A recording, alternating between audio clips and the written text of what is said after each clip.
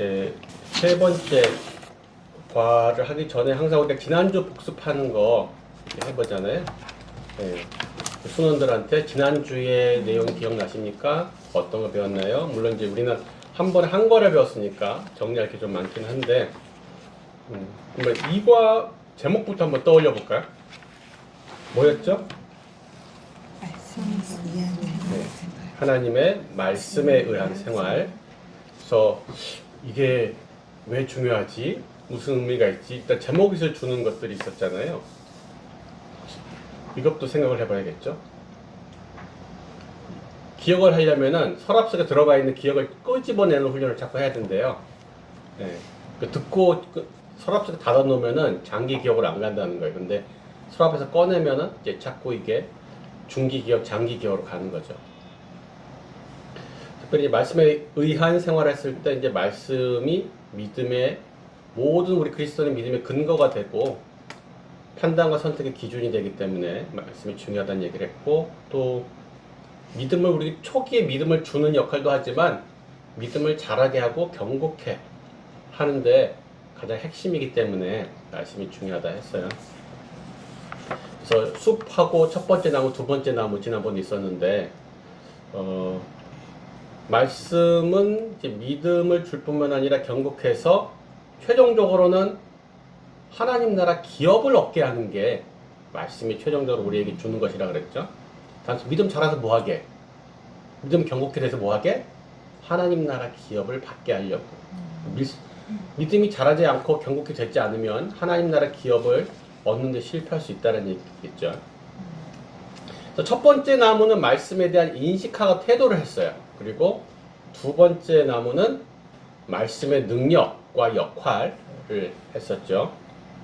그래서 첫 번째 나무에서는 그래서 성경이 뭐냐? 그랬더니 일단 하나님의 말씀이다. 사람의 말이 아니라 하나님 말씀이다. 그리고 절대 진리다.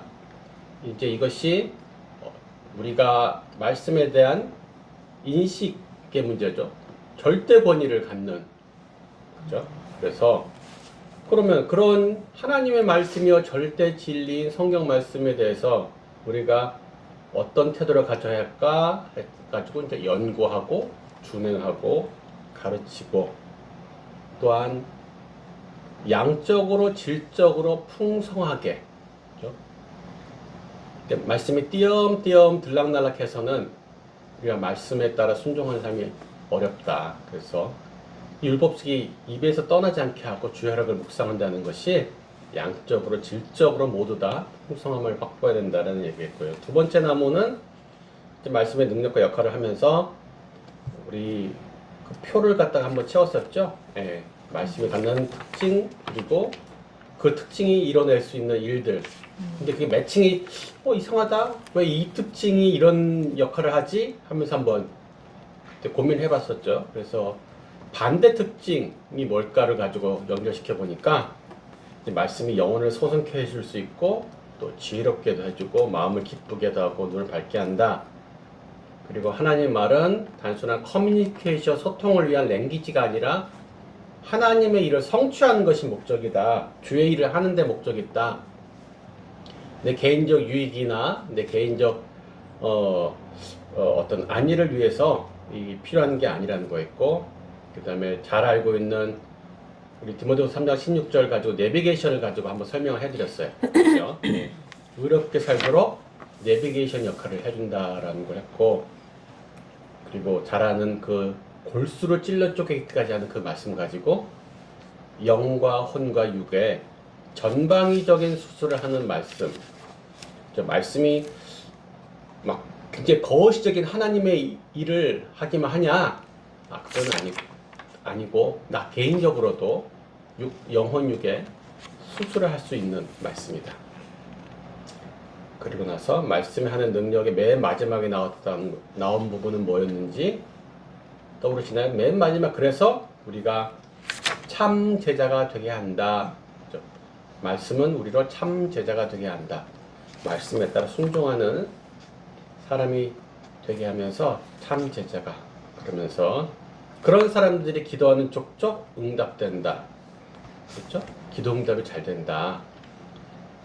그래서 기도응답이 잘 되는 것은 결국은 하나님 뜻대로 순종하고 하나님 뜻대로 기도해서 응답되는 거니까 그게 곧 열매, 하나님께 영광 돌림이 된다. 이제 이런 흐름을 가지고 지난번에 얘기를 했습니다. 예, 이것을 갖다가 지금은 그냥 제가 한번 쭉 정리를 해드렸는데 실제 하실 때는 순원들이 한번 얘기를 해보시라고 하시는 게 좋습니다. 순원들이 얘기해보고 틀릴 수도 있고 누락할 수도 있는데 항상 써머리는 그거죠. 일단 끝날 때도 그렇고 시작할 때도 그렇고 순원들이 먼저 해서 떠올려 보게 하는 거예요. 학습 효과를 위해서. 그리고 나서 순장은 빠진 거는 보충해주고 틀린 거는 수정해주고 조금 더 강조해줘야 될 것을 강조해주고 이렇게 수정, 보충, 강조 이런 것을 이제 순장해 주시면 되겠습니다. 자, 이제 3과 제목이 하나님의 성령에 의한 생활. 그죠? 일단 성령은 제가 봤을 때 대부분의 많은 순장들이 제일 불편해하는 과예요. 제일 자신 없어 하는 과예요. 성령에 대해서 많이 들었지만 우리가 교회에서도 그렇고 딱히 성령에 대해서 뭔가 깔끔하게 떨어지도록 배우고 이것을 깨닫고 하지 못한 면이 있어요. 그리고 왠지 성령에 대해서 좀 깊은 경험을 해야지만 내가 뭔가 신비한 체험적 경험이 좀 있어야지 성령에 대해서 할 말이 있을 것 같은데 그런 것도 난 별로 없는 것 같고 그러다 보니 성령에 대해서 우리가 잘 가르칠 때 대충 여태까지 계속 대충 배웠기 때문에 대충 가르치고 그런 거 알겠지? 하고 넘어가죠. 네. 그래서 성령님에 대해서 뭐 다른 과에서도 계속하면서 조금씩 중첩되면서 나오겠는데 이제 오해하고 있는 부분들도 있을 수 있을 것 같아요. 자, 제목을 먼저 한번 묵상해 보자 그랬죠. 하나님의 성령에 의한 생활. 이 제목에서 혹시 어떤 것들이 생각이 되어지고 묵상되어졌을까요?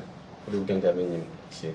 네, 저는 성령, 그러니까 초신자라면 성령은 처음 들어보는 단어일 것 같아요. 네. 그래서 성령이 누구인지, 그리고 어떻게 하면 성령을 알 수 있는지, 성령이 하시는 일은 무엇인지가 이과에서 다뤄지지 않을까 생각을 했습니다. 네. 이제 앞에 두 관 했더니 벌써 많이 달라졌네요. 네. 지금 이게 무슨 과 다음 과죠? 말씀 다음 과가 성령. 이유가 있을까요? 말씀 다음에 성령? 우리 지금 이게 그리스도인의 생활 지침이잖아요. 그리스도인의 생활. 자, 그리스도인의 생활을 이끌어가는 인도하고 능력을 주는 두 축이 있다 한다면은 말씀과 성령일 거예요. 그죠? 그러니까 얘는 세트 메뉴로 가는 게 맞을 것 같아요. 그래서 말씀과 기도 이제 이렇게 생각할 수도 있을 텐데 말씀과 성령 이 두 가지가 근데 또 말씀하고 성령하고 무슨 차이가 있지? 이런 또 근데 말씀은 기록되어진 매뉴얼이라고 할 수 있는데 성령님은 어떻게 보면 현장 가이드 같아요. 현장에서 함께 뛰는 현장 코치. 그러니까 이미 기록되어져 있는 원칙이 있는데 그것을 실제로 적용하고 사용하는 데는 금방금방 우리가 또 생각이 안 나거나 매칭이 잘 안 될 수 있는데 성령님께서 그걸 갖다가 잘 알려주신다는 거죠. 그래서 매 순간 성령님의 인도함을 받는 것. 또 이제 볼 때 성령하면 떠오르는 매칭 단어들이 성령의 인도를 받아야 된다. 혹은 성령의 능력을 받아야 된다. 뭐 이런 말을 많이 쓰죠. 그래서 그런 것들이 아마 오늘 얘기가 다뤄질 것 같은데 성령에 의한 생활. 어떤 성령 하면 떠오르는 어떤 의미나 혹시 이미지 아니면 연관 단어 뭐 그런 것들이 혹시 있을까요? 우리 나영 자매님은 성령 하면 잘 떠오르는 것들이 어떤 게 있을까요? 삼위일체 성부 성자 성령님. 네. 그래서 그 항상 저희와 함께 하시고 편안하고 따스한 존재 사역할 때 함께 해주시는 그런 삼위일체 하나님으로서 굉장히 따스하고 예, 그러니까 좀 더 포근한 느낌을 예. 반대로 성령님한테 막 차갑고 무섭다 이런 느낌을 받는 분은 없으세요? 성령님 하면 나는 왠지 무서워 뭐 이런 분 없어요? 다행히 없으신가 보네요. 예. 또 우리 인정자매님은 또 성령 하면은 관련 자주 떠오르는 연관 단어 뭐가 있을까요? 보혜사. 보혜사. 네. 어려운 단어를 또 아니 그냥 아는 게 그거밖에 없었어. 그렇게 얘기해. 보혜사라는 단어도 나오는데, 근데 이제 보혜사는 두 분 계시죠. 예, 보혜사는 두 분 계세요. 예수님께서 또 다른 보혜사를 보내주신다고 말씀하셨어요. 그죠? 그러니까 예수님이 보혜사이시고 그리고 또 다른 보혜사가 성령님, 그러니까 예수님을 대신하시는 분으로 오시는 거예요. 같이 옆에 있으면서 코칭해주고 컨설팅해주고 도와주고 하는 이 복합적인 의미가 보혜사에 들어가 있는데, 그죠? 한자는 사실 보호하고 은혜를 베푸는 선생님이거든요. 한자로는. 예, 근데 원어적으로 봤을 때 방금 한 가지 의미로만 조금 이렇게 설명이 안 되어져서 예, 그런 우리가 선생님이 될 수도 있고 헬퍼가 될 수도 있고 어떤 컨설턴트가 될 수도 있고 여러 가지 의미가 들어가 있습니다. 우리 수희자매님은 성령 관련해서 어떤 이미지나 혹시 단어가 우리 제일 흔하게 쓰고 뭐 그런 단어들이 뭐가 있을까요? 뭐가 정답이 있는 것 같은데 모르겠는데. 아니 정답까지는 아니에요. 이거는 그래요? 예, 그냥 우리가 성령에 관련된 평소에 우리가 생각했던 것들이 뭘까? 예. 저도 두 개 다 제가 아는 건 다 나와서 네. 더 우리가 또 왜 BTC 원 받으면서 그 배우는 소책자가 있잖아요. 성령 소책자? 네, 그건 뭘 다루죠 또?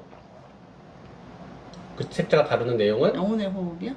네, 그게 성령 충만을 받는 비결을 갖다 설명하고 있잖아요. 성령 충만. 그렇죠. 우리가 성령 하면은 아까 말했듯이 인도함 받는다, 또 능력을 받는다, 그래서 성령에 충만하다, 뭐 이런 얘기들을 많이 쓰죠. 성령 충만은 어떤 상태인 거죠? 어떤 상황이 성령 충만한 거죠?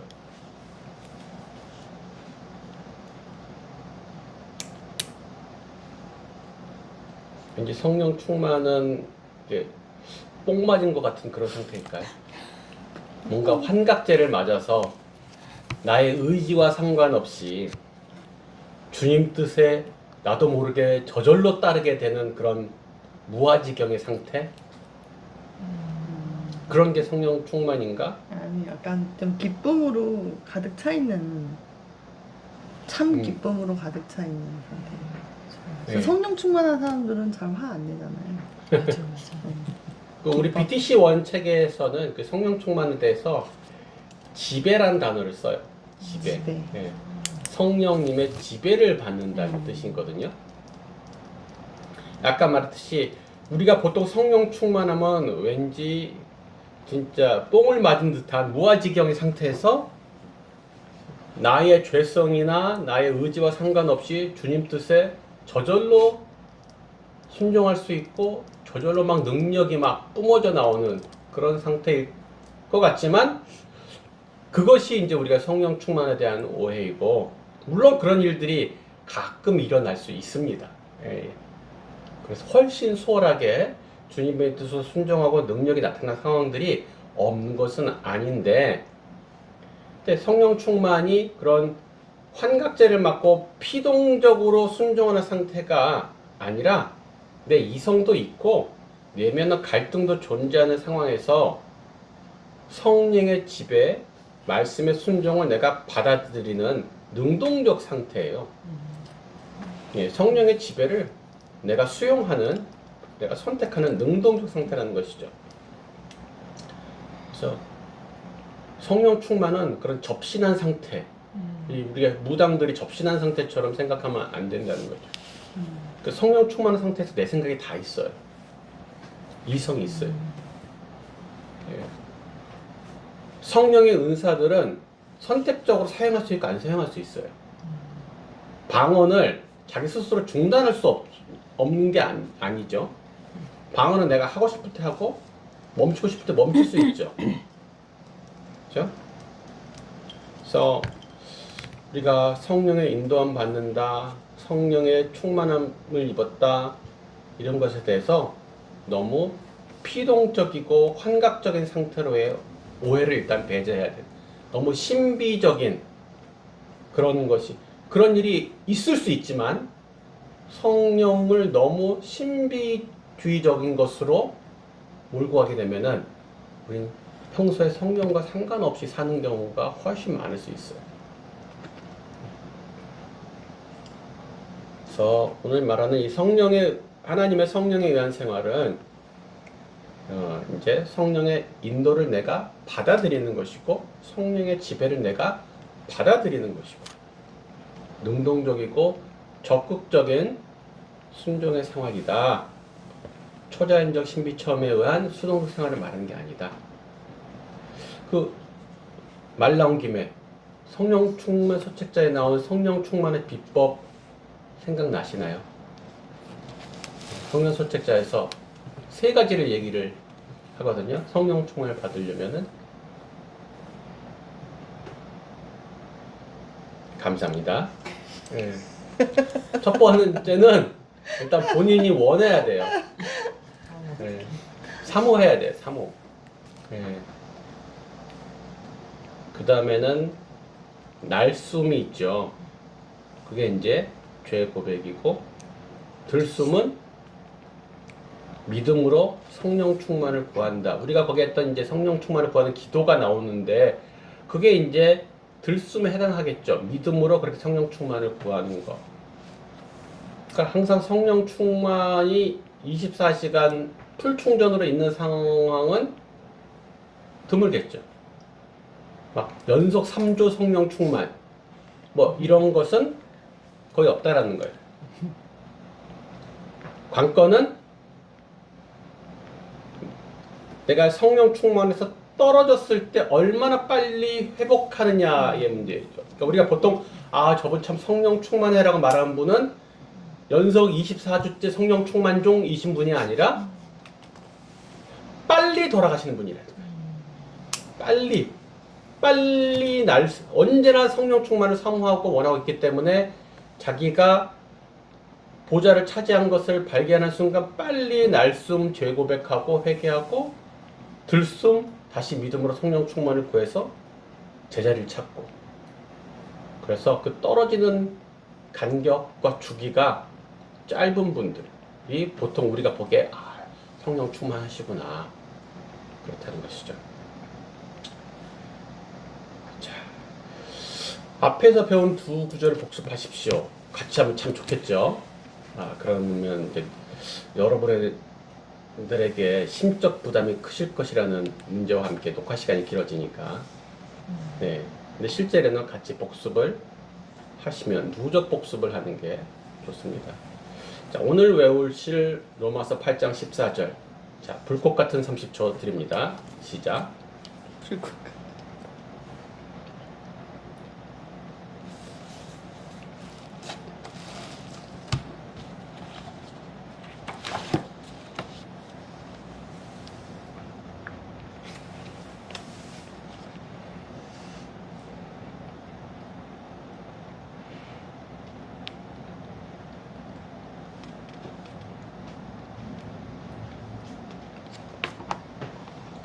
오늘 짧아서 쉽죠? 자, 로마서 8장 14절 무릇 하나님의 영으로 인도함을 받는 사람은 곧 하나님의 아들이라. 로마서 8장 14절. 네. 로마서 8장 14절. 무릇 하나님의 영으로 인도함을 받는 사람은 곧 하나님의 아들이라. 로마서 8장 14절 말씀.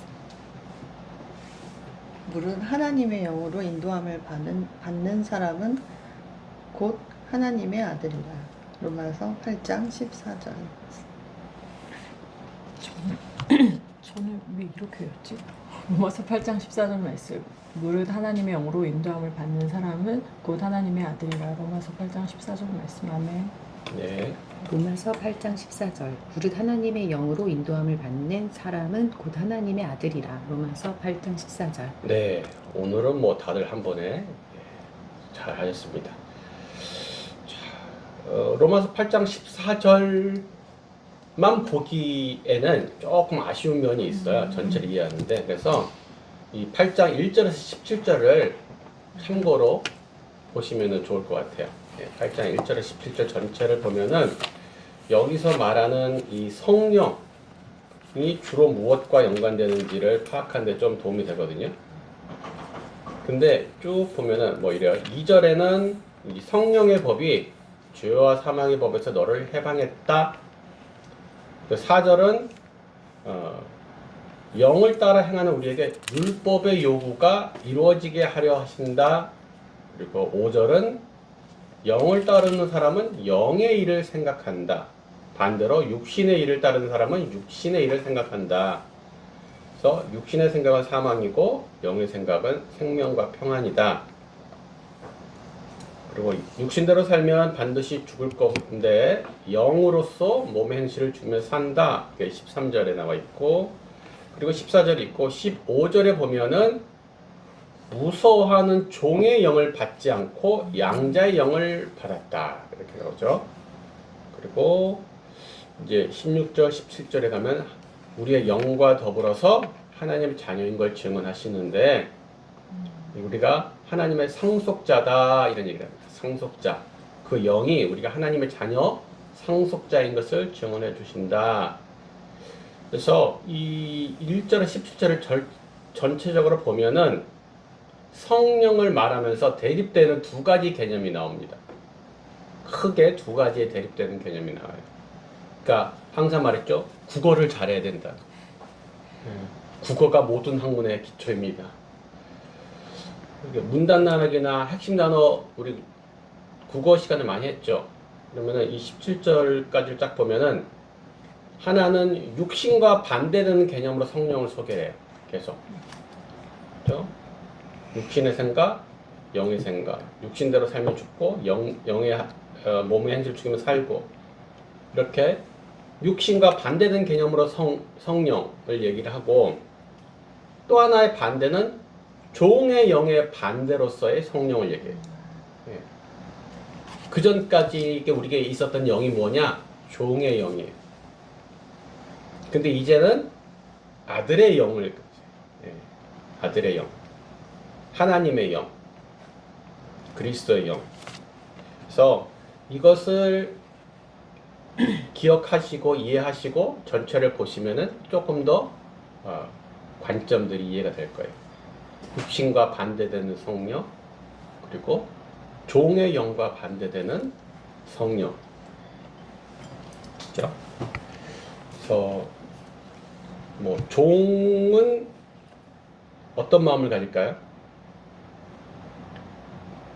아들과 대비되는 종.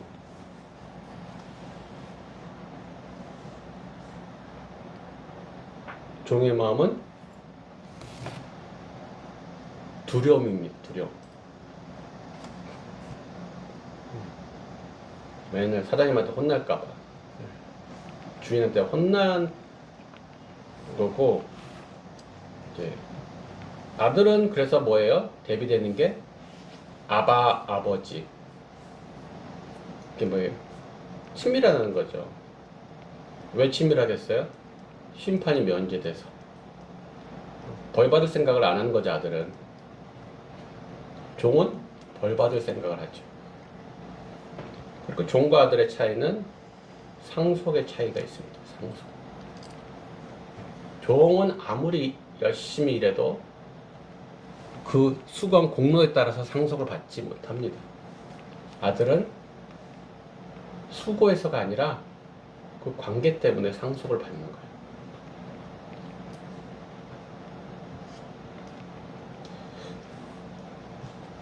이런 것들을 1절에서 17절을 전체를 보고 나서 하면은 조금 더 이해가 되실 것 같아요. 자, 우리 나영자매님, 우리 숲에 대해서 한번 질문 몇 가지가 있는데 해주실까요? 묵상. 인도함을 받는 자는 누구입니까? 하나님의 아들. 네, 인도하는 이는 누구입니까? 하나님의 영. 네, 인도함을 받는다는 것은 무슨 뜻입니까?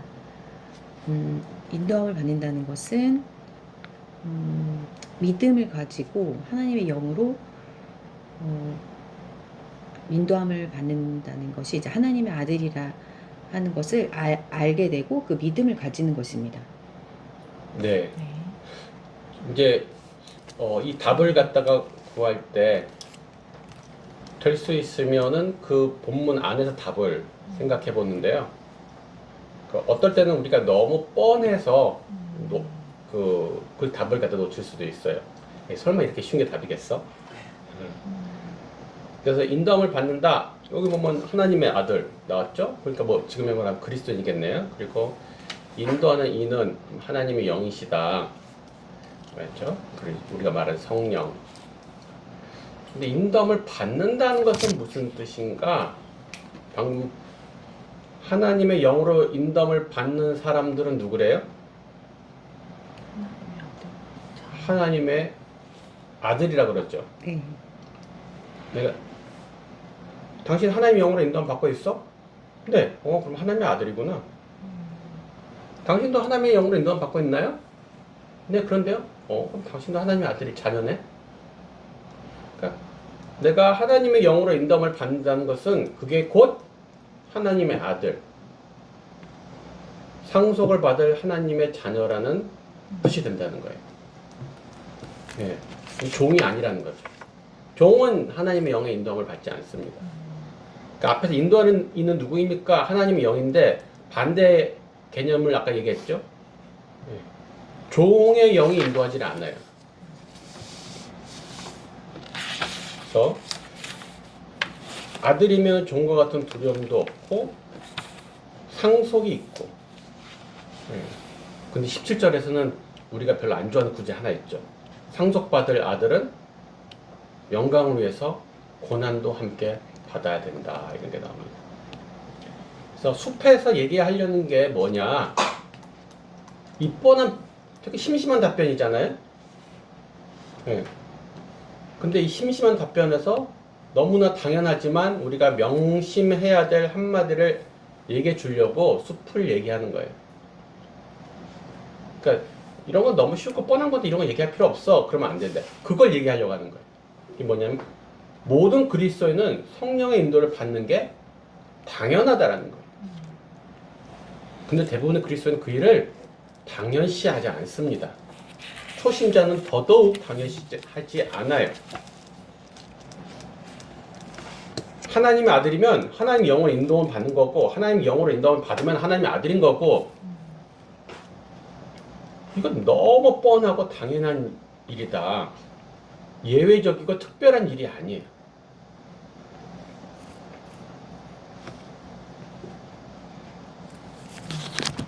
그런데 그 인도함을 받는 일에 있어서 우리가 오해하고 있는 게 있습니다. 보통 맨날 인도함을 구한다고 기도 제목 내놓는 일들이 뭔가요? 민정자매님은 네, 주로 하나님의 인도하심을 구한다고 할 때 내놓는 게 어떤 거예요? 보통은 이제 제가 원하는 거죠. 보통 그런 게 많죠. 네, 보통 우리가 구하는 인도함을 받는다는 것은 점쟁이를 찾아가서 물어보는 게 빠를 수 있어요. 결혼, 애들 학교, 직장 옮겨요 말아요, 이사를 가요 말아요, 어디로 가요, 동쪽으로 갈까요, 그죠? 침 뱉어서 이렇게 탁 튀겨서 이사 갈 곳을 정한 거. 그런 식으로 하나님이 점지해 주시기를 바라는데 성경에서 말하는 인도는 그게 아니라는 거죠. 예, 하나님의 바른 길로 인도하는 것을 말합니다. 성경에서 그런 개인적인 길흉화복을 위해서 점쳐주는 인도하심을 하지 않아요. 예언자들이 하는 예언도 다 하나님 나라에 관련된 것들이지 개인의 진로를 위한 인도 이런 건 없거든요. 그럼 아브라함은 내년에 너 아들 있을 거라 얘기해 줬잖아요. 근데 그게 개인적인 출산에 대한 예언이 아니라 하나님 나라 후속 계보에 대한 예언이라서 그 개인적인 게 아니에요. 우리가 평소에 구하는 그런 것들에 대한 사례가 성경에 나오질 않습니다. 다. 그래서 하나님 나라를 위한 그 자녀다운 바른 길로 인도하신다는 것이지, LG를 갈까요? 삼성을 할까요? 잘 생각해봐. 그래서 LG가 더 너한테 어울릴 수 있지만 그 LG에 가서 하나님 뜻대로 안 살고 제자로 안 사는 것은 하나님의 인도하심을 오히려 잘 못 받은 거죠. A 형제랑 결혼하는 게 더 좋을 수 있지만 B 형제랑 결혼했다고 하나님 뜻을 어긴 것은 아니거든요. 더 잘 맞는 A 형제랑 결혼해서 맨날 싸우고 지지고 볶고 미워하고 살면은 하나님의 인도함을 잘 못 받는 것이 되거든요. 그래서 우리 초신자 때부터 성령의 인도를 받는다, 하나님의 인도하심을 받는다는 말에 대해서 오해하지 않도록 점집 찾아가는 것처럼 예언자를 찾아다니지 않도록 자, 그러면서 이제 첫 번째 나무가 되겠네요. 하나님의 영으로 인도함을 받는 그들은, 나무가 두 개죠. 오늘은 혹시 첫 번째 나무는 뭐고 두 번째 나무는 뭔지 혹시 살펴보셨나요?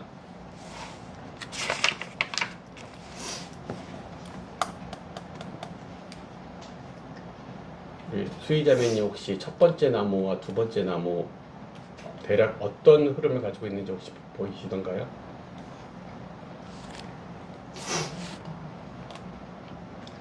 성령의 인도함, 그 다음에 하나님의 아들됨. 이제 비슷한 말씀을 하셨는데, 첫 번째 나무는 성령 자체, 성령 당신에 대한 설명을 하고 있어요. 첫 번째 나무, 그 1번에서 7번까지 문제들은 성령님이 어떤 분이신지, 혹은 성령님께서 어떤 일을 하시는지. 두 번째 나무는 성령을 모신 그 사람에 대해서 얘기를 하고 있어요. 성령을 모신 사람들이 어떻게 해야 되는지, 어떤 사람인지에 대해서, 그래서 그걸 갖다 이해하시고 보면 되죠. 첫 번째 나무 1번부터 7번까지는 뭐다? 성령님이 누구시냐? 성령님의 정체성과 그 성령님이 무슨 일을 하시냐? 에 대해서 얘기하실 거예요. 자, 우리 우경자매님 1번 한번 해주실까요? 네. 성령께서는 다른 어떤 이름들을 가지고 계십니까? 하나님의 영, 그리스도의 영입니다. 이 뻔한 문제를 갖다가 왜 냈을까요? 성령이 생소하기 때문에 성령이 갖고 있는 그 다른 이름을 통해서 누구인지 좀 더 자세히 알려주기 위해서 그렇게 생각했습니다. 이게 너무 뻔한 것을 반대로 이 반대의 개념, 이게 아니면 그럼 뭐라는 거지? 를 생각을 해볼 수 있는데요. 성령, 귀신도 영이죠. 사람도 영이 있죠. 그죠? 그럼 그것처럼 귀신 같은 건가? 고스트? 초신자는 그것도 헷갈릴 수 있다는 거예요. 되게 생소한 거예요. 자, 성령은 우리에게도 영이 있듯이 하나님도 영이 계셔. 그리고 혹은 그리스도의 영이라고도 불려. 왜냐하면은 이 두 분이 삼위일체 한 분이셔. 그러면서 성령님이 어떤 성령님 하면 우리가 성령이 맨날 능력 이렇게 가지고 성령님이 어떤 에너지 같다는 느낌이 있어요. 성령님은 에너지 파워 이런 것 같은 느낌이 있는데 아니라 이게 성령님은 인격이라는 거예요. 인격. 나와 같은 인격을 가진 존재이셔. 신적 존재야. 대화가 가능하고 서로 소통이 되고 친밀함을 나눌 수 있는 인격적이면서 신적인 존재이신 거죠. 여기에 보면 하나님의 영이 그 뒤에 보면 동사가 뭐라고 되어 있어요? 너희 속에 하나님의 영이 거하시면이라는 동사가 있죠. 성령님은 사람 안에 어떻게 하신다고요? 거하신다라는 동사를 써요. 내 안에 들어와서 사신다는 거예요. 더 깊이 얘기하면 사실 연합해서 사시는 건데 귀신한테는 뭐라고 얘기합니까? 귀신이 우리 안에 들어와서 거한다고 얘기합니까? 아니, 귀신 씌웠다 그렇죠. 귀신 씌었다. 혹은 또 무슨 단어 써요? 귀신 들렸다. 귀신 붙었다. 귀신은 들어와 거하는 존재가 아닙니다. 그렇죠?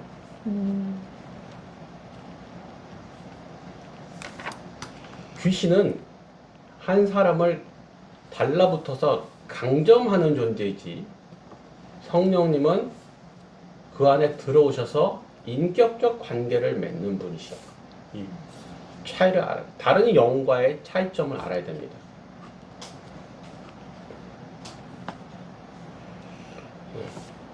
그래서 사람들이 귀신이 내 안에 들어와서 거하는 것으로 오해하는데 그렇지 않다는 거예요. 귀신은 달라붙어서 강점하는 거죠.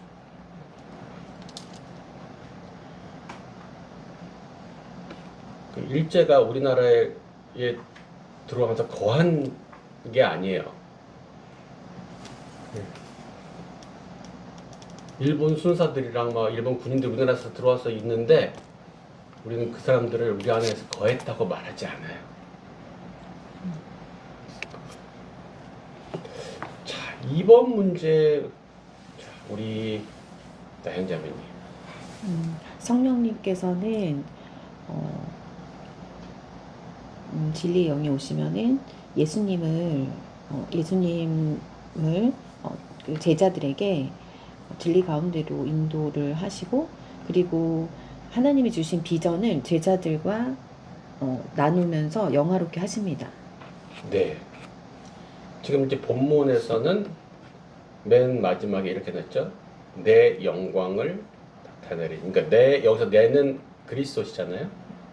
그러니까 성령님은 그리스도의 영광을 나타내는 분이다. 1번 문제에 대해서 제목을 붙인다면 아마 성령의 신분 뭐 이런 거였을 건데 2번에다 혹시 제목을 붙이면 뭐가 될까요? 역할? 성령님의 역할, 예. 혹은 성령님이 일하시는 목적, 뭐 이런 것들이 될 수 있을 거예요. 역할, 목적. 자, 우리가 오늘 계속 이제 성령의 인도함 받는다는 얘기를 많이 할 건데, 그럼 방금 2번 답과 답에 비추어서 생각을 해보죠. 성령의 인도함을 받는다는 뜻이 뭐겠습니까? 2번 답에 비추어 본다면 성령님이 연합한다? 그러니까 성령님의 목적이 그리스도의 영광을 나타내시는 거잖아요. 그럼 내가 성령의 인도함을 받는다면은 그리스도의 영광. 네. 나도 그리스도의 영광을 나타내기 위한 인도를 받겠죠. 내 개인적 이익을 위해서, 내 개인적 발전, 유리함을 위해서 점주를 받는다는 뜻이 아닌 거예요. 성령의 인도함을 받는다는 뜻은 성령님이 원래 그리스도의 영광을 나타내시려고 사시는 분인데 내 의도와 성령님의 의도가 상충하죠. 인도함 못 받아요. 성령의 인도함 받고 싶으면은 목적이 같아야 돼요. 목적이 다르면 인도함을 못 받습니다. 그래서 영광을 나타내기 위한 인도를 받는다. 아까 말했던 것처럼 그런 거죠. 바른 길, 정도, 도덕적으로 바른 길이 아니라 그래서 영광을 나타내기 위한 바른 길로 인도함을 받는다. 그래서 이제 1, 2번을 통해서 성령님이 누구시냐, 뭐 하시는 분이시냐 이런 얘기를 한 거죠. 하나님의 영이고 그리스도 영이시며 그리스도 영광을 나타내시기 위해서 일하시는 게 그분의 본질이시고 목적이시다. 자, 그럼 이제 3번을 내려가면 어떤 것들이 나올까? 예, 우리 민정자매님. 성령께 대한 당신의 반응은 어떠해야 합니까? 성령을 따라 행하며 육신의 욕심에서 승리해야 합니다. 즉, 제 육신의 생각이 아닌 작은 일에서부터 큰 일까지 성령님이 주인이 되어 주셔서 이끄시는 대로 따라 살아야 합니다. 예. 여기에 답은 일단은 너무 구태의연한 답. 이게 아니 원래 이 정답이 방금 이제 설명을 잘 해주셨는데 너무 구태의연한 답이 이런 거죠. 성령을 따라 행하라. 어떻게 보면 답달기하면 이게 답이거든요. 예, 성령에 대한 반응은 성령을 따라 행하라. 너무 뻔하잖아요. 그렇죠? 이런 질문을 이런 답을 갖다 왜 달게 했을까? 해방하지. 네? 성령을 해방하니까. 성령을 우리가 회방하니까 거스리니까 그렇죠.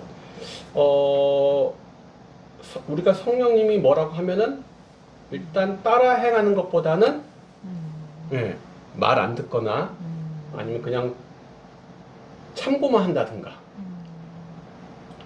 그렇죠. 그러니까 성령의 인도는 따라 행하라고 주신 것이라는 거겠죠. 예. 그냥 한번 들어보고요. 성령은 모든 그리스도인을 인도하시는데 단지 그것을 받아들이는 사람이 있고 거부하는 사람이 있는 것이죠. 성령을 따라서 행하지 않으면 그럼 어떻게 되는데요? 본문에 그 얘기가 나오거든요. 성령을 따라 행하지 않으면 어떻게 된다고요? 17절부터 나오더라고요.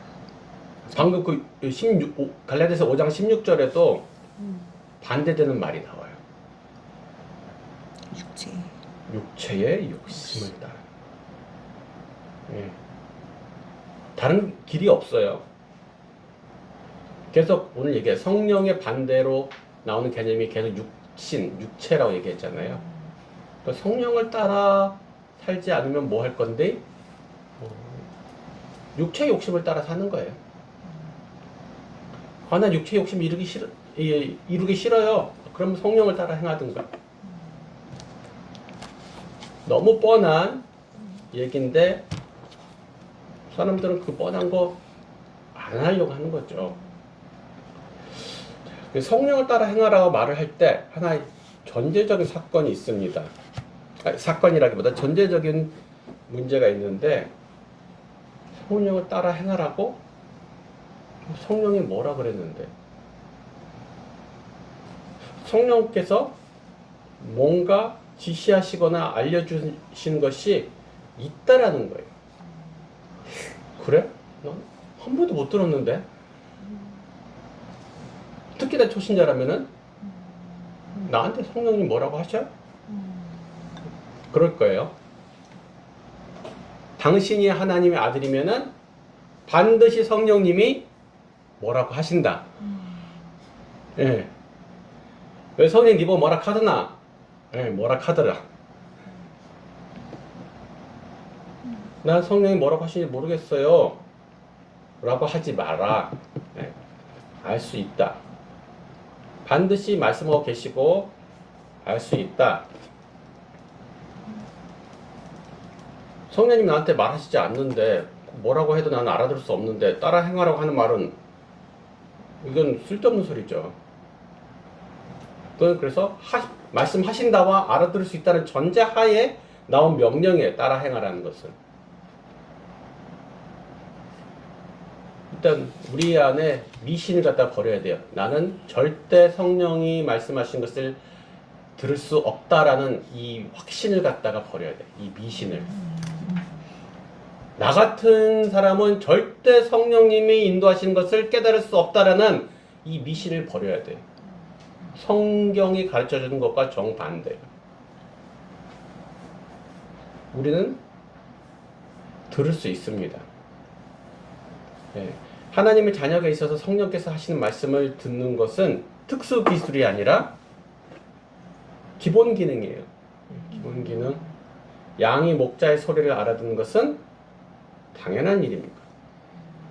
자녀가 아빠의 발걸음, 문 밖에서 발에 먼지 터는 소리만 들어도 아빠다 하고 뛰어나가는 것은 특수 기능, 애들이 천재라서 그러는 게 아니에요. 그냥 아빠고 자녀면은 아빠의 발걸음 소리만 들어도 아빠인 줄 아는 거예요. 그 비법이 뭐가 있어요, 그게? 그거 가지고 누가 강의를 하겠어요? 마찬가지로 자녀이면은 그 소리를, 음성을 듣는 것은 당연한 일이에요, 당연한 일. 자, 4번 문제에 대해서 이제 민정자매님 차례인가요? 저 했습니다. 아, 그렇군요. 수의자매님. 아 이거 공부하면서 이게 4번이 제일 어려웠어요. 그래요. 제가 이거를 사실 어제 공부하면서 그랬어요. 여기 이게 성령을 따라 살기 위해서 그러면 우리는 뭘 해야 됩니까?잖아요. 이게 말씀에는 육신을 따르는 자는 육신의 일을, 영을 따르는 자는 영의 일을 생각한다. 이 말씀이 있어요. 그래서 그러면 영을 따르는 자는 영의 일을 생각한다는데 그럼 영의 일이 뭘까 생각을 가만히 하면서 도저히 영의 일이 뭐지? 말하면서 혼자서 막 하나님의 일인데 하나님의 일이 하나님의 영광을 위한 일인가? 뭐 이제 이러면서 혼자서 막 하는데 내가 앞에 딸내미가 앉아있어서 우리 딸한테 물었어요. 딸 영의 일이 뭐라고 생각해? 그러고 물었더니 우리 딸이 그런 거야. 누구에게나 선하고 누구에게나 옳고 진실된 진리야 이러는 거예요. 그러면서 자기가 얘기했다고 꼭 말을 안 해. 귀여워 수인. 그러면서 여기다 써놨어. 우리 딸이 말함 이렇게 써놨어. 근데 이걸 딱 한 거야. 이 4번을 딱 순자님을 시킨 거네. 그러니까요. 제가 이제 이게 너무 그러니까. 어려워서 이 문제가 이제 영의 일이라는 거에 대해서 굉장히 생각을 많이 하고 이제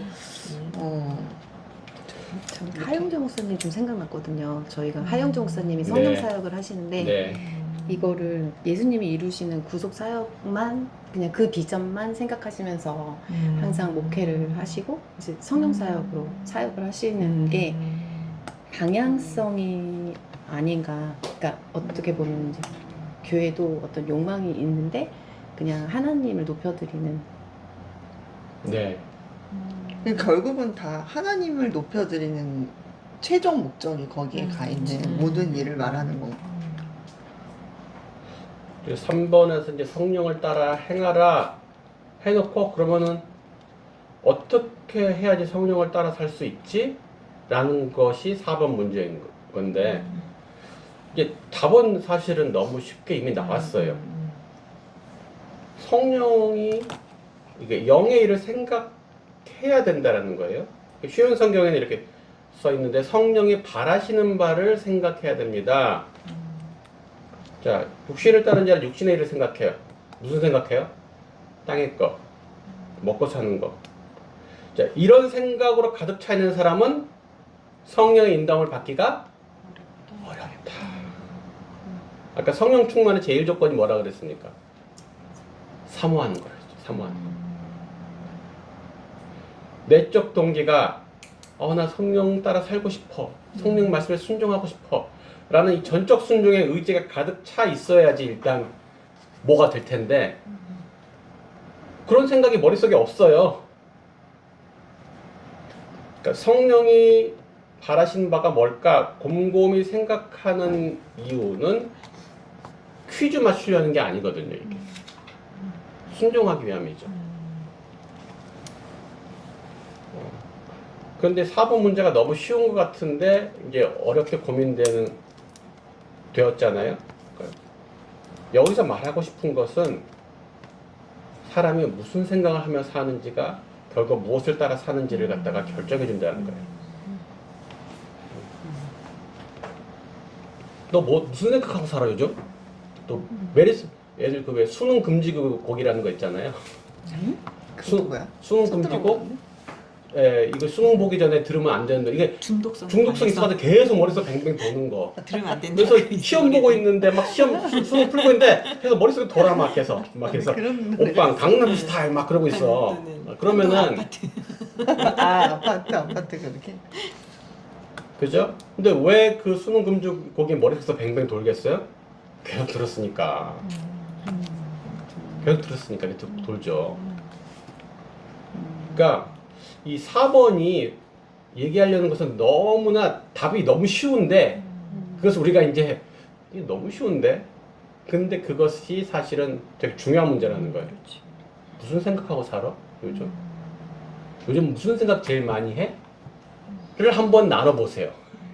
순원들하고 요즘 무슨 생각하고 사세요? 그러면 그 생각의 지배를 받고 사시는 거예요.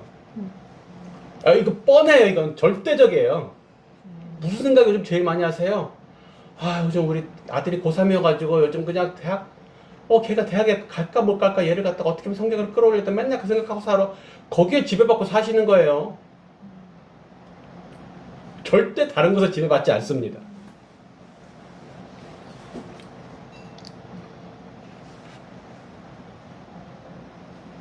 그럼 여기서 그 생각은 사실은 떠오르잖아요, 사람이.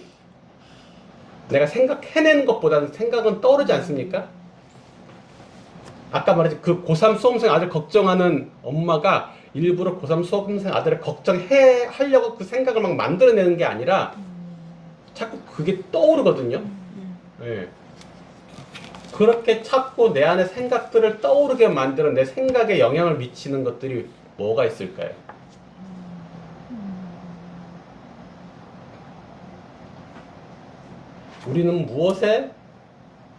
우리의 생각들은 무엇에 영향을 받아서 생성이 될까요? 환경. 예를 들면? 환경을요? 네. 어떤 환경이요? 가족. 푸릇푸릇한 환경. 아니요. 가정 환경. 가족. 그러니까 어떤 가족의 근심 걱정들. 그러니까 내가 갖고 있는 어떤 고민되는 것들이 이제 환경에 대한 게 지배를 생각을 많이 하게 되고 그거에서 지배가 되는 게 아닌가. 그렇죠. 아무래도 고3 아들이 있으면은 고3 아들이 신경 계속 쓰이겠죠. 집안에 아픈 사람이 있으면은 또 아픈 사람이 계속 신경이 쓰이겠죠. 네. 또 어떤 것들이 우리에게 영향을 줄까요?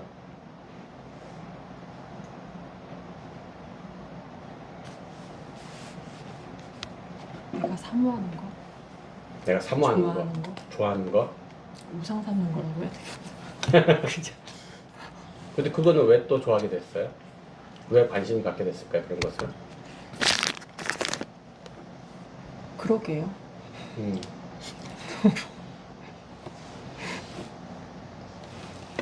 우리가 듣는 것, 보는 것에 영향을 많이 받죠. 무엇을 보고 무엇을 듣고 사는가. 가 이제 생각의 절대적인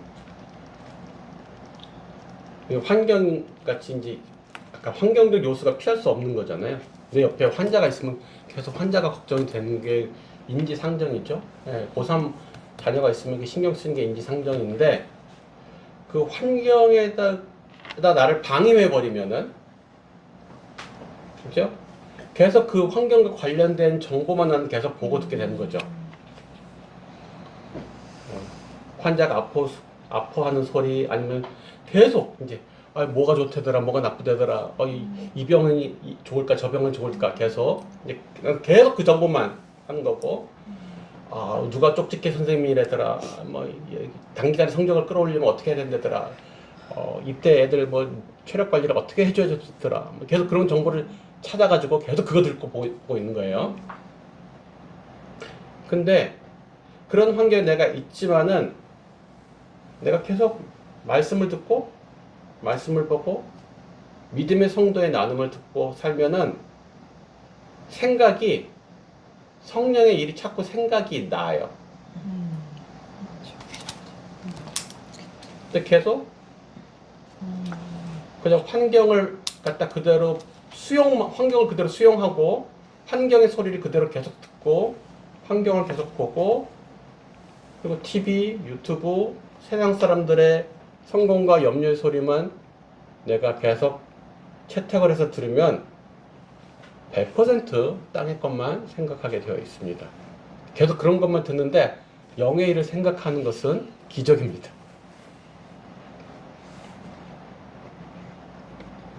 순원들하고 나눠보시면 요즘 무슨 생각하고 사세요? 그 다음에 물어보세요. 그래서 요즘 무슨 말을 제일 많이 보고 듣고 사세요? 또 같이 물어보세요. 뻔합니다. 무슨 생각하고 사는지와 무슨 정보를 계속 받아들이고 있는지와는 반드시 연관성이 있어요.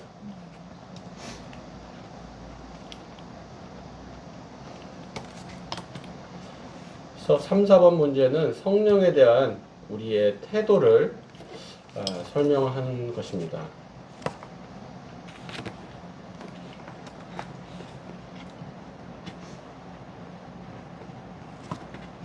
자,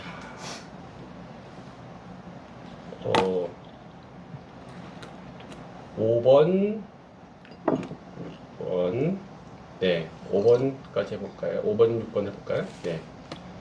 다음이 우리 의원님. 5번. 예수님께서는 성령께서 무엇을 하시리라고 제자들에게 말씀하셨습니까?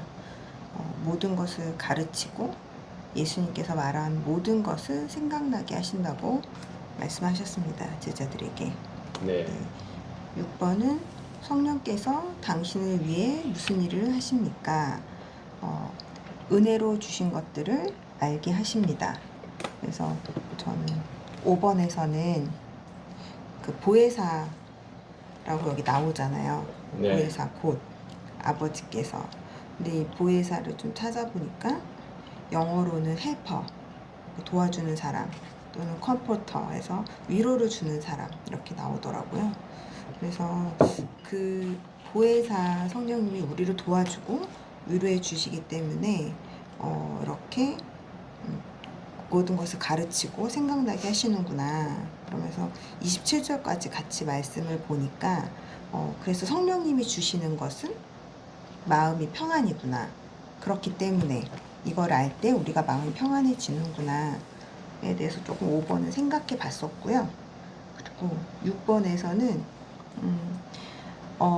은혜를 주신 것들을 알게 하신다고 했는데 그 은혜를 주신 게 뭘까를 좀 많이 고민했습니다. 네.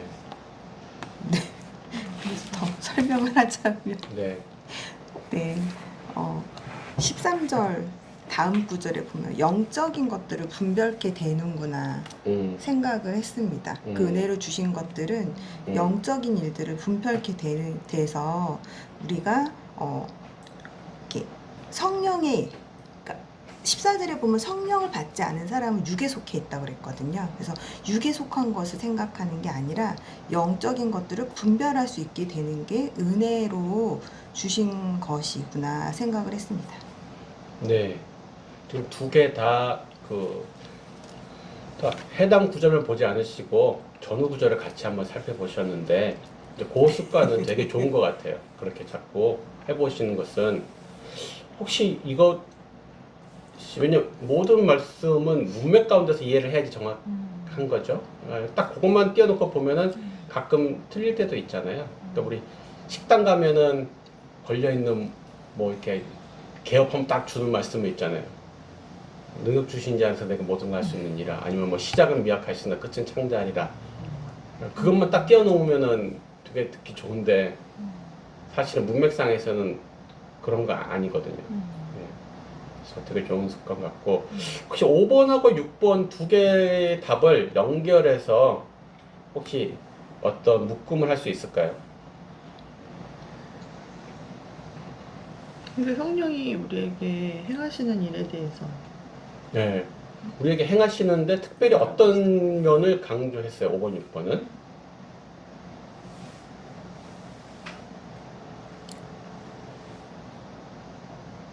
오 5번에 보니까 가르치고 생각나게 하시고, 6번은 알게 하시고, 그죠?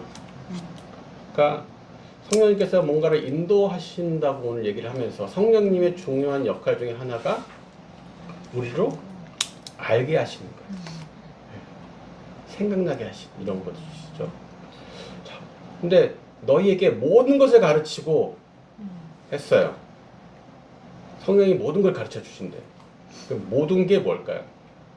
하나님의 계획, 하나님의 일. 그렇죠.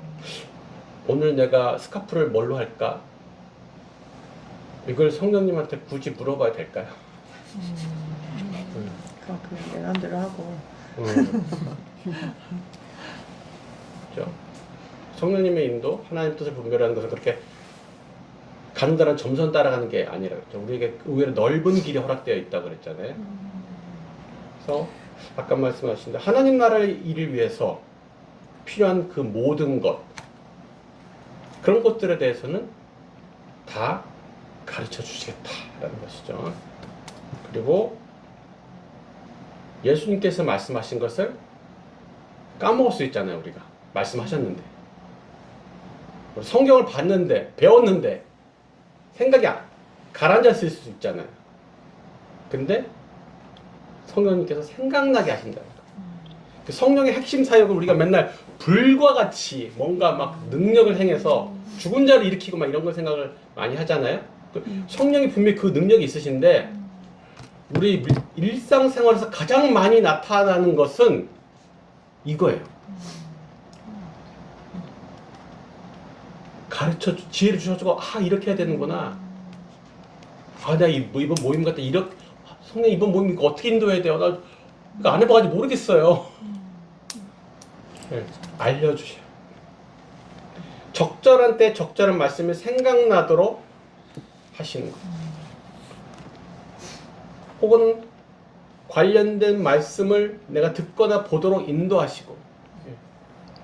그래서 가장 확실한 성령의 인도는 환상이나 신비한 음성을 듣는 것이 아니라 말씀을 생각나게 하시는 게, 이거 빼박이야, 빼박. 가장 확실한 성령님의 인도는 뜬금없이 나 같은 사람이 이런 심오한 말씀을 내가 알 리가 없는데 갑자기 말씀이 떠오르고 갑자기 말씀이 탁 뚫렸어. 빼박이에요.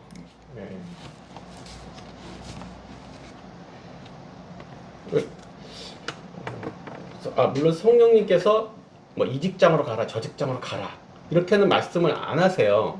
그 상관이 없으니까. 내가 무슨 불법을 행하는 직장 가겠다는 게 아니라. 그런데 원리는 알려주실 수 있거든요. 제가 상의했을 때 한 회사를 다니고 있는데 다른 회사에서 자꾸 오라고 막, 근데 왜 저기 왜 가야 되지? 근데 가기 싫은 이유가 몇 가지 있었어요. 일단 자꾸 오라는데 그쪽 회사에서 이제 뭐 오너가 계시지만 오너랑 내가 같이 일하는 게 아니고 상해 지사장하고 일하는 지사장이 나보다 6살이나 어린 거예요.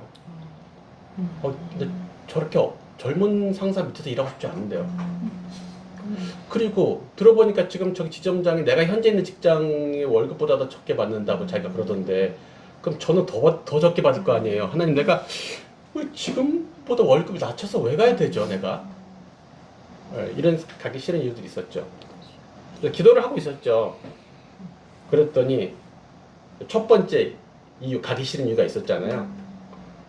난 어린애 밑에서 일하고 싶지 않아요. 그게 내 이유야.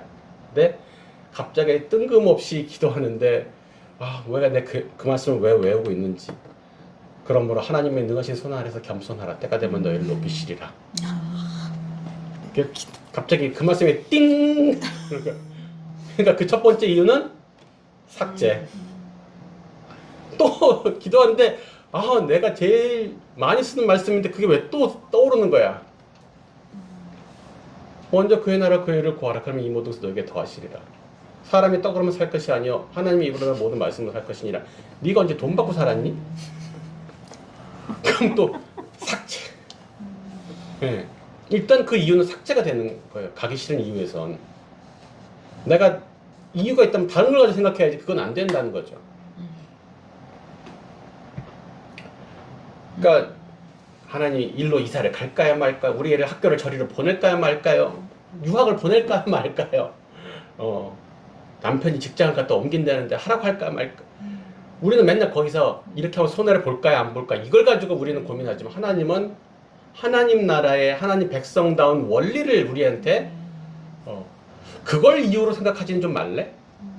요즘 같은데 어학연수 1년 안 갔다 오면은 경쟁에서 떨어지잖아요. 그러니까 우리도 애들도 적어도 1년은 미국에 언어연수를 보내야 되지 않을까요? 그럼 하나님은 그 이유가 하나님 나라 백성다운지 안 다운지에 대해서 말씀으로 답을 해주실 거예요. 뭐 연수 갈 수 있죠. 근데 넌 그런 이유로 보내지는 말래?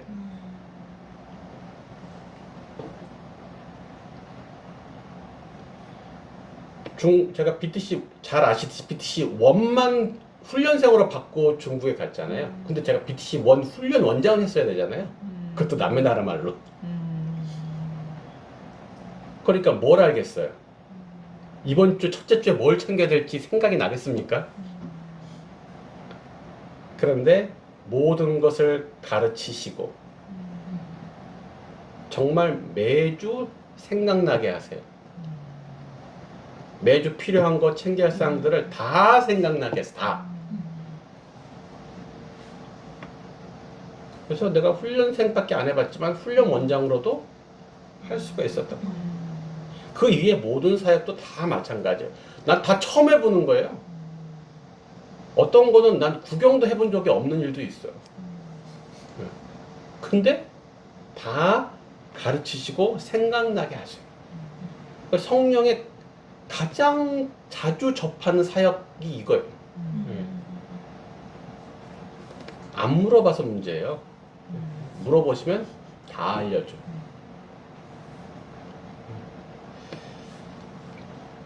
그래서 근데 이거는 성령께서 가르치시고 생각나게 하실 것을 믿고 기대함으로 묻고 듣는 훈련을 해야 돼요. 훈련. 우리는 보통 하늘에서 이렇게 뚝 떨어뜨려 주는 걸 원하지 않아요. 귀찮으니까. 그래서 세상 사람들은 점쟁이를 찾아가는 거고 교회 사람들은 예언자들을 찾아가는 거죠. 나는 야채 씻고 채 썰고 요리해가지고 먹기 싫다고 네가 만들어서 나한테 먹여주면 안 되겠니? 라는 거. 근데 성경에서는 지각을 연단하는 훈련을 해라 라고 얘기해요. 지각을 연단하라고. 말씀 훈련, 기도 훈련, 분별의 훈련을 해야 되는 거예요. 이것은 지각을 연단해야 돼요. 점쟁이는 해라 마라 알려주잖아요. 얼마나 좋아. 우리 입맛에 딱 맞지. 근데 하나님은 해라 마라라고 알려주시는 게 아니에요. 원리를 알려주고 네가 생각해봐.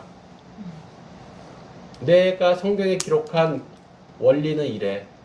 그럼 너 어떻게 해야 되겠다고 생각하니? 네 생각은 어떠니? 그리고 지각을 사용해서 연단해서 분별하는 훈련을 하도록.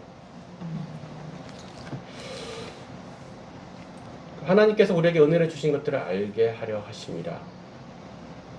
성령께서 우리 아까 생각나게 하시고 깨닫게 하시고 기억나게 하시는데 특별하게 은혜로 주신 것들을 알게 하시는 일을 또 이건 무슨 항목이지? 앞에 거와 좀 다른 건가요, 얘는? 모든 걸 다 알게 하시는데 특별히 이걸 갖다 강조했단 말이죠. 은혜로 주신 것들을 알게 하려고. 이게 성령의 인도하심하고 무슨 상관이 있을까요?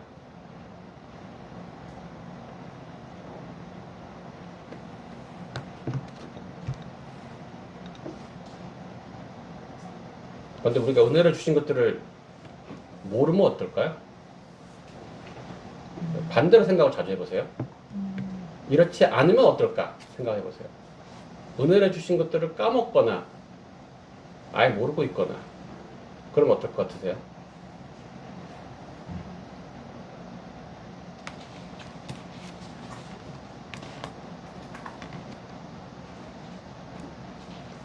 사람이 다 그렇지. 그럴 수도 있지 뭐. 그럴까요?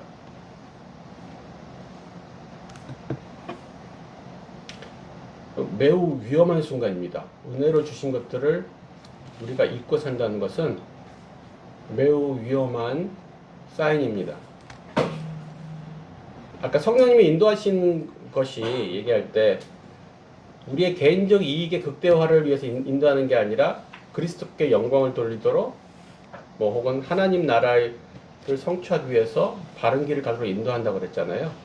근데 우리가 은혜 받은 것을 은혜로 여기지 않는 순간이 온다. 그게 그 바른 길에서 크게 벗어난 순간인 거예요. 은혜를 망각하고 감사를 모르고 모든 것을 당연하게 여기는 그 순간이 아주 심각한 위험 상황이기 때문에 성령님께서는 그 순간에 우리를 알게 하시겠죠. 우리가 막 너무 교만해져서 막 지금 막 스스로 자뻑이 막 대단해요.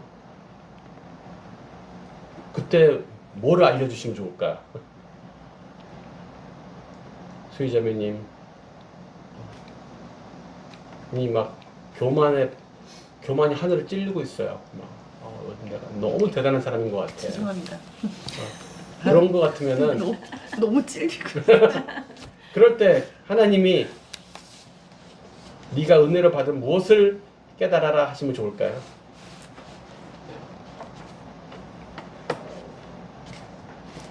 근데 그 하나님의 도우심이 이렇게 느껴질 때가 있어요. 그때 때때로. 근데 이제 그걸 인식하지 못할 때는 이제 내가 되게 만족스러울 때 내 생활이. 근데 그게 이제 느껴질 때 오히려 이상하게 고난에 막 처했을 때 더 하나님이 나한테 이렇게 은혜를 주셔서 내가 이걸 이렇게 극복했구나라는 걸 더 깨닫게 되더라고요.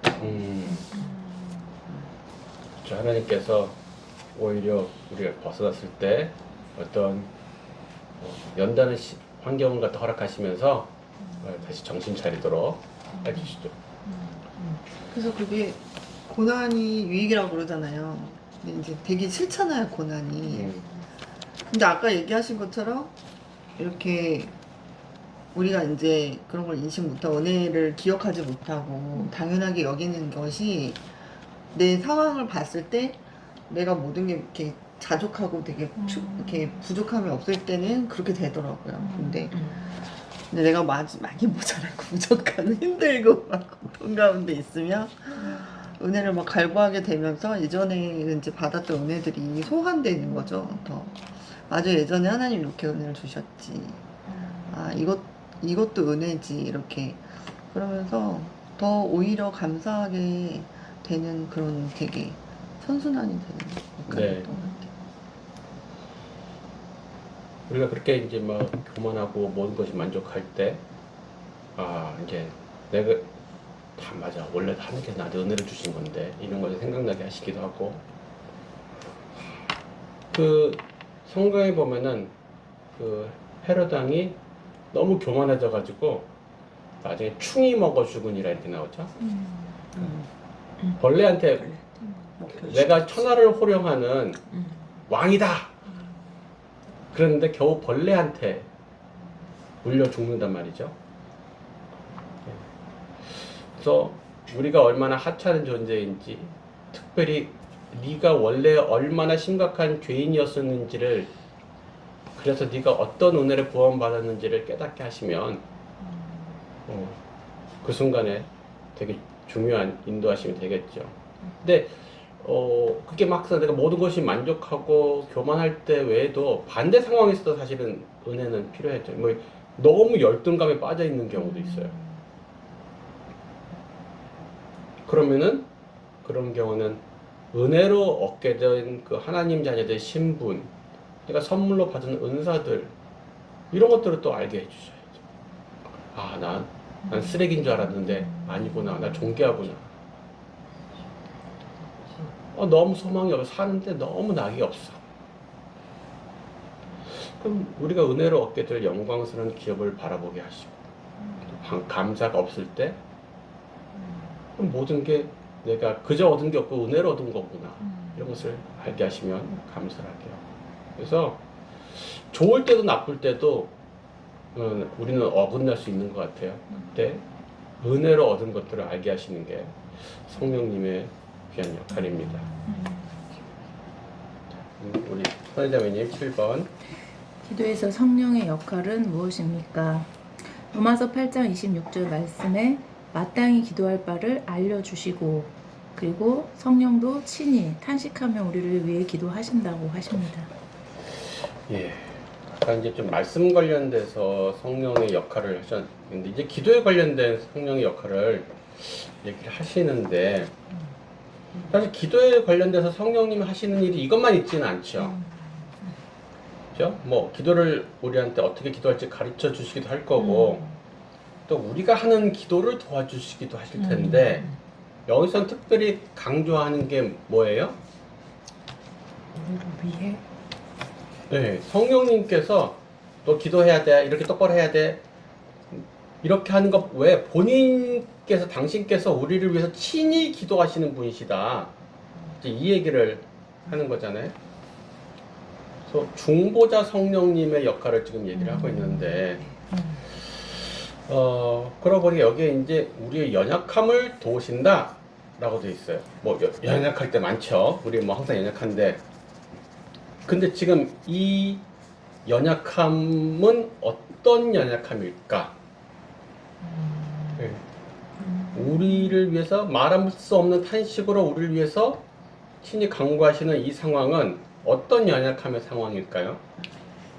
저도 고민을 좀 해봤는데, 아까 왜 5번 말씀을 나눌 때 성령께서 하시는 일이 하나님 나라의 일을 위해서 필요한 것들을 이제 우리에게 말씀으로 계속 알려주시고 생각나시게 하신다는 그 말씀을 좀 적용해 보면서, 우리가 사실 기도를 하는데 그 기도가 그러니까 하나님 나라의 그 규모, 그 영광, 그 완전함을 우리가 잘 파악하지 못하고 이렇게 세상적인 것들의 한계점에서 왜곡된 어떤 기도들이 있을 수 있는 그 연약함, 그것이 아닐까 생각을 해봅니다.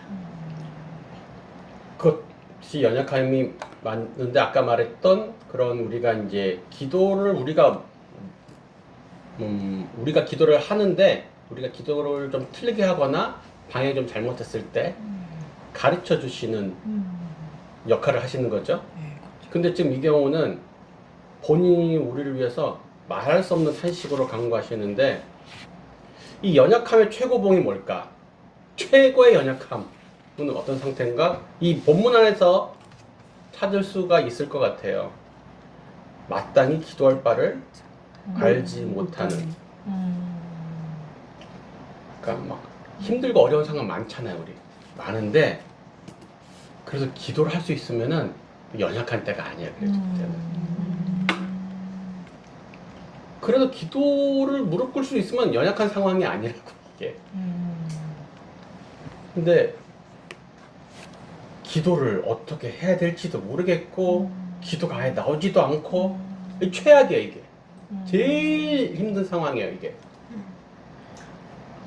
그때 성령께서 말할 수 없는 탄식으로 우리를 위해서 친히 간구하신다라고 되어 있는데, 많이 보긴 했어요. 말할 수 없는 탄식이란 게 뭘까? 이 말할 수 없는 탄식이란 이 표현에서 어떤 것이 혹시 느껴지실까요? 민정자매님, 이 표현 어떤 게 느껴지세요? 이렇게 기도하거나 이러면 내가 어떻게 해야 될지, 네가 어떻게 나가야 될지 알려줄 것 같은데 시도조차 하지 않는 그런 안타까움? 그런. 여기서는 이제 성령님께서 기쁜 탄식을 하시는 거잖아요.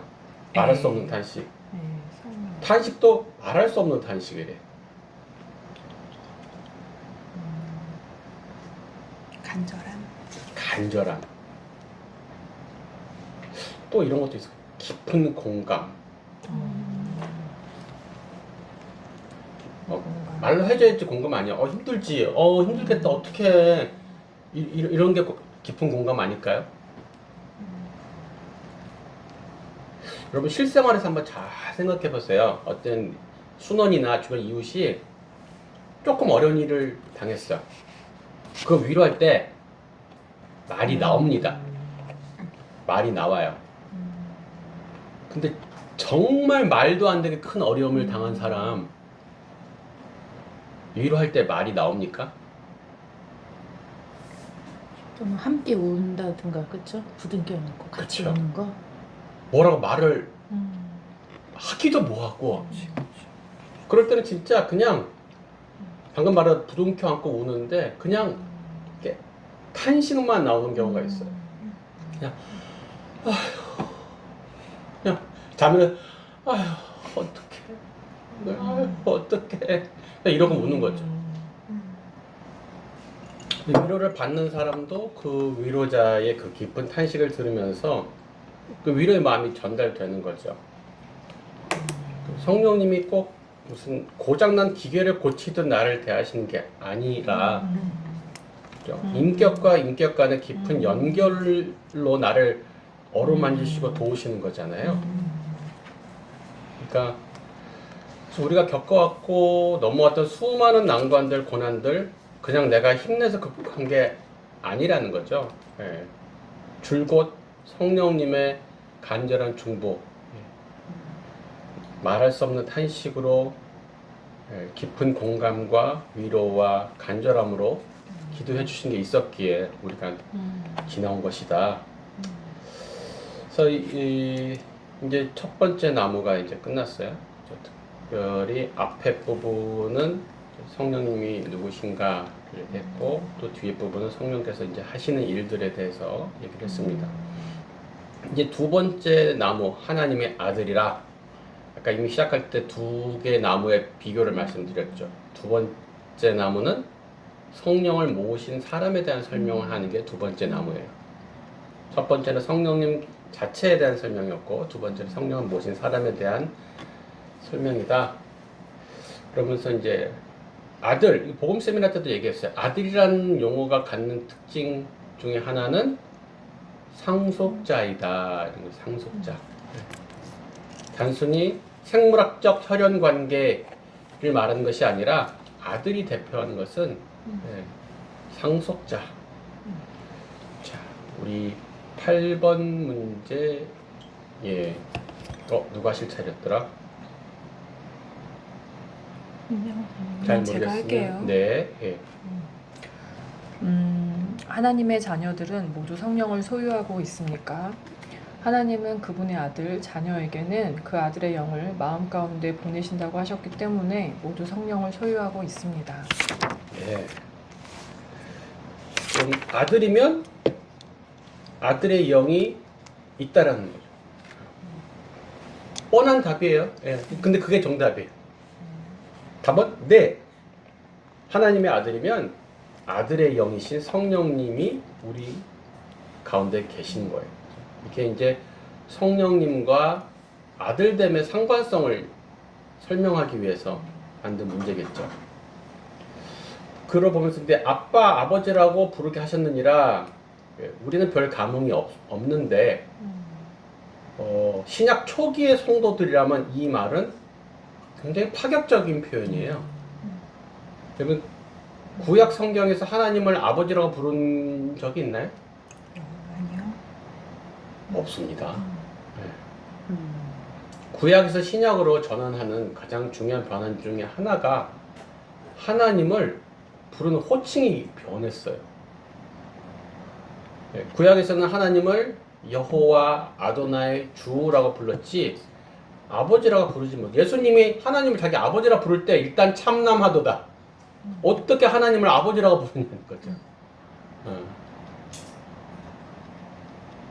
그리고 성령님이 모든 사람 안에 거하지도 않았어요. 성령님은 특별한 일부 사람들에게만 역사하셨어요. 근데 모든 믿는 자녀들 안에 하나님의 영이 거하시고 그 거룩하고 존귀하시고 위대하시고 두려운 하나님을 아빠라고 부르게 된 것. 이게 신약의 획기적인 변화거든요. 근데 그게 성령님이 우리 안에 거하심으로써 가능한 일들이에요. 근데 이 초신자들한테는 이게 엄청난 사건임에도 불구하고 잘 실감 못해요. 맨날 주변에서 많이 들었잖아. 안 믿을 때도 많이 들었거든. 하나님 아버지라고 부르는 걸 너무 많이 들었단 말이에요. 그래서 원래 그런가 보다. 절대로 원래 그런 게 하나님을 감히 아버지라고 부르는 게 그냥 원래 그런 게 아니라니까요. 그래서 그런 느낌도 없고 뭐 실감도 없고, 그렇지만 성경에 분명하게 말씀하신다는 거예요. 성령이 지금 당신 안에 거하신다. 거하시지 않으면은 하나님을 아빠, 아버지라고 부르면 안 된다. 부를 수 없다. 여전히 우리는 종처럼 하나님의 심판을 두려워하며 살고 있을 거예요. 그래서 이 아빠, 아버지라고 부르는 이 칭호에서 나타나는 두 가지 의미. 하나는 친밀함이죠. 종이 아닌 아들만이 가질 수 있는 아버지와의 친밀함이 있고, 두 번째는 방금 말했듯이 상속이에요. 뭐 현금 유가증권, 차 2대, 집 1채 뭐 이렇게 받는 게 아니라 그냥 우리 아버지가 왕이시니까 그 나라를 통째로 상속받는. 9번, 네, 우리 수희자매님. 성령께서는 어떤 방법으로 당신이 하나님의 자녀인 것을 증거하여 주십니까? 성령이 친히 우리 영과 더불어 우리가 하나님의 자녀인 것을 증거하신다라는 말씀, 로마서 8장 16절인데요. 우리의 영과 더불어라는 이 말씀을 이제 깊이 생각하면서 더불어니까 그냥 우리 영에게, 성령이 우리 영에 직접 이렇게 직접적으로 알려주시는 뭔가 증언하신다는 표현이 있으니까 네. 말씀하신다, 우리 영에 직접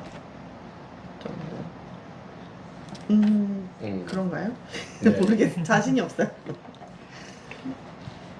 방금 이제 8번에서는 다시 하나님의 자녀다. 성령님이 안에 계시고 당신은 하나님의 아들 맞다. 근데 그거 알 수 있나요? 라는 게 9번인 거예요. 내가 하나님의 자녀인 것을 성령께서 어떻게 알게 해주시는데? 라는 게 9번의 문제고, 친히 우리의 영과 더불어서 하나님의 자녀인 것을 증언하신다고 했으니까, 일단은 많은 사람들이 내가 지금 하나님 자녀가 됐는지 안 됐는지 확신할 수 없다라는 또 미신이 있거든요. 무슬림들처럼 죽을 때가 돼봐야 아는 거죠, 무슬림들은. 근데 우리는 하나님의 자녀인 것을 알 수 있는데, 제가 반복해서 말씀드렸던 구원의 3종 확신 기억나십니까? TC 1권에 있다고. TC 1권에서 구원의 3종 확신을 얘기하는데, 첫 번째가 말씀, 두 번째가 변화된 삶.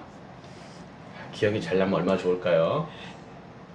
그리고 세 번째가 지금 이 구절과 관련되어 있는 성령의 증거거든요.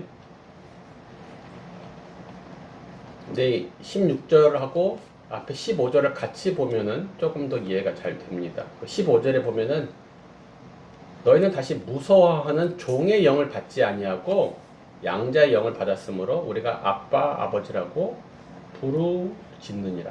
거예요. 그러니까 종의 영의 특징은 하나님에 대해서 어떻게 느껴요? 무서워한다는 겁니다. 하나님을 무서워한다는 거예요.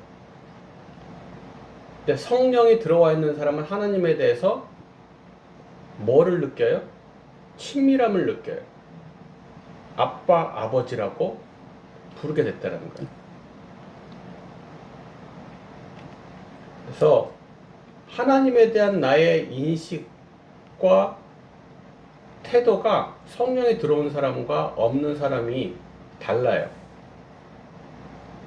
설명은 할 수는 없는데 아까 말씀, 변화된 삶 이것은 설명이 되죠.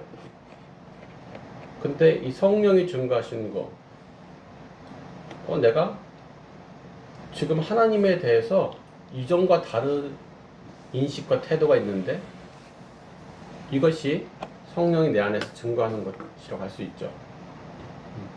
더 이상 무서운 존재로만 느끼지 않는다는 거죠.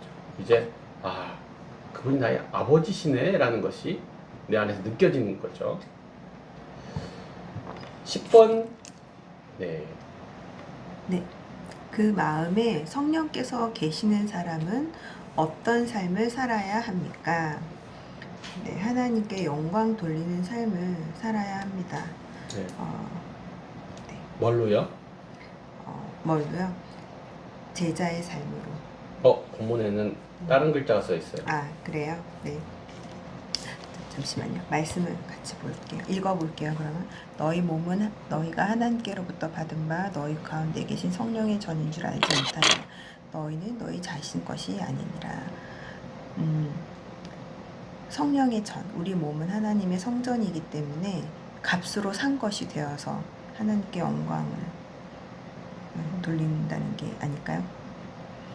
저는 이 말씀을 볼 때 그런 생각을 좀 했거든요. 사실은 고린도전서 7장 23절에 보면 너희는 값으로 사신 것이니 사람의 종이 되지 말라고 나와가지고 우리는 예수님의 피로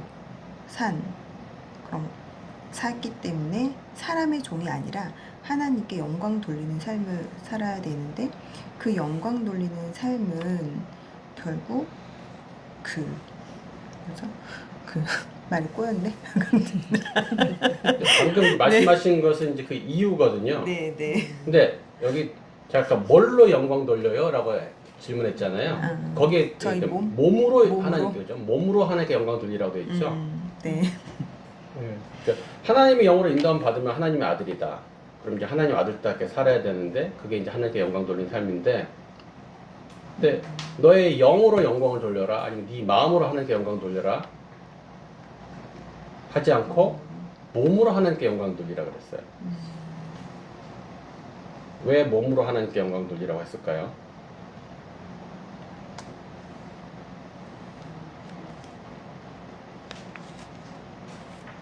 (19절에) 설명이 나와 있죠. 하나님께로부터 받은 성령의 전이기 때문에. 네. 성령이 우리 몸 안에 거하시고 계시잖아요. 그러니까 성령이 없을 때 이 몸은 그냥 육체죠. 예. 고기 덩어리하고 별 차이가 없죠. 근데 성령님 안에 들어가서 거하시는 순간 갑자기 얘가 뭐로 변했어요? 하나님의 성전이 돼버렸어요. 성전이. 원래는 그냥 고기였는데 갑자기 성전이 돼버렸죠. 그러니까 용도가 탁 바뀌어버렸어요. 갑자기. 그러니까 하나님이 계신 성전이기 때문에 이제 성전에 맞는 합당한 삶을 살아야 되는 거죠. 그래서 우리가 마음으로 순종하는 게 아니라 마음으로 영광 돌리는 게 아니라 입으로 영광 돌리는 게 아니라 어떻게? 몸으로 영광 돌리는 몸으로 생각으로 순종하고 마음으로 영광 돌리는 거 아니죠. 성령께서 지적한 일에 대해서 행위적으로 몸으로 돌이키는 순종을 하는 거고, 성령께서 생각하게 나게 하신 말씀 따라서 몸으로 행하는 순종을 하는 거고, 다 몸으로 하는 거예요. 몸으로. 지금 이 자리에도 여러분들이 몸이 와 계신 거잖아요. 몸으로 순종해서 이 자리에 오신 거지. 마음은 같이 할게요. 뭐 이 소용없죠. 마음은 넣어도 몸이 왔으면 좋겠어. 마음만 받을게. 아니 무슨 마음만 받아. 몸을 받아야지. 그렇죠? 또 우리가 잘 아는 로마서 6장 13절에 보니까 이런 말이 있죠. 너희 지체를 불의의 병기로 내주지 말고 너희 지체를 의의 병기로 하나님께 드려라. 이런 게 있어. 똑같은 몸인데, 똑같은 내 몸인데 이게 선택하기에 따라서 의의 병기도 될 수 있고 불의의 병기도 될 수 있다는 거죠. 내 이 몸을 어떻게 드리냐에 따라서 하나님께 이 몸으로 영광 돌릴 수도 있고, 반대로 이 몸으로 하나님을 대적할 수도 있고. 우리 하나님 자녀되면 자동으로 하나님께 영광 돌리는 삶 사는 거 아니에요? 아니요. 아까 말했듯이 성령 충만이 뽕 맞은 수동적인 상태가 아니라고. 그래서 내 몸을 어디에 드릴지 매일매일 순간순간 선택해야 되는 거죠. 오늘 모임 가기 싫어. 내 몸을 모임 장소에 갖다 놓기가 싫다는 거죠. 오늘 실천 사역 나가기 싫어. 내 몸을 실천 사역하는 곳에 갖다 놓는 게 싫은 거죠. 전도하기 싫어. 그죠? 내 몸을 전도 현장에 바치고 싶지 않은 거죠. 그래서 계속 선택하는 거예요. 매일같이. 수시로. 그래서 몸으로 성령이 계시는 사람은 마음만이 아니라 몸으로 하나님께 영광을 돌리는 삶을 살아야 된다. 왜? 너는 그냥 몸이 아니라 성전이니까. 이제는 성전이 되어버렸으니까.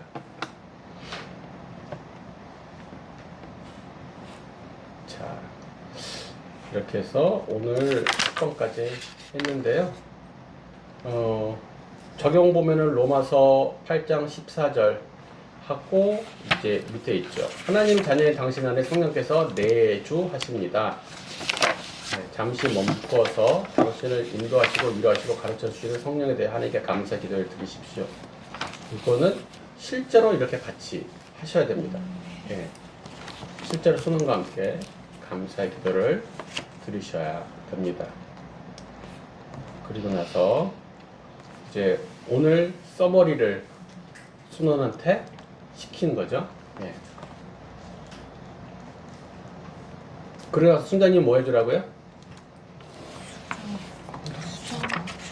수정 보완 강조.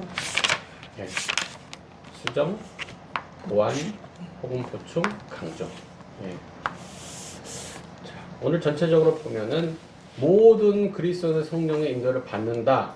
이게 이제 숲에 나왔던 얘기. 전체적으로 큰 모습을 보면은 하나님의 아들이면 하나님으로 영으로 인도함 받는 게 너무 당연한 일이다. 이 아들은 친밀함과 상속자를 의미한다고 했죠. 첫 번째 나무에서는 성령님에 대해서 설명하는데 사람이나 귀신이나 짐승의 영이 아닌 하나님의 영이시고 인격적으로 나와 교제하시는 분이라는 걸 얘기했죠. 그리고 성령님은 당신 자신이나 혹은 내 유익을 위한 분이 아니시라 그리스도의 영광을 위한 분이시다라고 했고, 성령님을 그냥 호기심의 대상으로 궁금해서 한번 물어봤어요. 그게 아니라 따라 행하라. 적극적 순종의 대상이시다. 그분은 너한테 말씀하신다. 알려주신다. 그러면 그걸 적극적 순종해라 라는 거죠. 성령을 따라 사는 삶은 일단 뭘 생각하느냐부터 결정된다고 그랬어요. 성령의 일을 생각하는 것부터. 근데 뭘 생각하느냐는 결국 무엇을 보고 듣느냐, 어떤 정보를 나한테 내가 허락할 것인가 에서부터 출발해요. 그래서 성령님은 주의 일에 필요한 모든 것을 생각나게도 하시고 주의 말씀을 때에 따라서 생각나게 하시고, 우리가 은혜를 잊고 사는 순간에 은혜를 또 알게 하시죠. 우리가 기도도 할 수 없을 정도로 연약할 때 깊은 공감과 위로로 그런 말할 수 없는 탄식으로 중보를 하신다고 했습니다. 두 번째 나무에서는 성령을 모신 사람은 어떤 사람인가 했죠. 그래서 모든 하나님의 자녀는 성령을 모시고 있다. 이 팩트를 기억하자라는 거고. 그럼 성령을 모시고 있는 그리스도인은 자기가 하나님의 자녀인 것을 확신할 수 있다.